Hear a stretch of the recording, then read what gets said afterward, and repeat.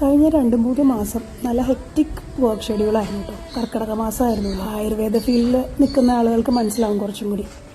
Almost എല്ലാ മലയാളികളും Ayurveda treatments എടുക്കാൻ താല്പര്യപ്പെടുന്ന ഒരു മാസം കൂടിയാണ്. അതുകൊണ്ട് തന്നെ രാവിലെ തുടങ്ങും ഇവിടെ ട്രീറ്റ്മെൻറ്റ്സ് ഒക്കെ ക്ലിനിക്കിൽ.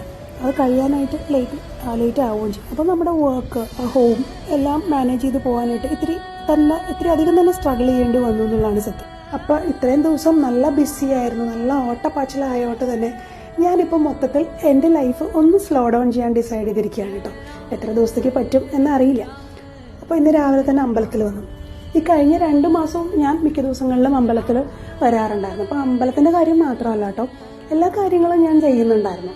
പക്ഷേ അത് നേരത്തെ പറഞ്ഞ പോലെ സമയക്കുറവ് കാരണം ഒരു ഓട്ടപ്പാച്ചലായിട്ടാണ് ചെയ്തുകൊണ്ടിരുന്നത്.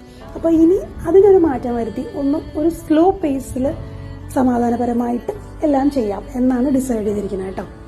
ഇന്ന് സാധാരണയേക്കാൾ കൂടുതൽ കുറച്ചധികം നേരം അമ്പലത്തിൽ സ്പെൻഡ് ചെയ്തു. കുറേ നേരം അവിടെയൊക്കെ ഇരുന്നു.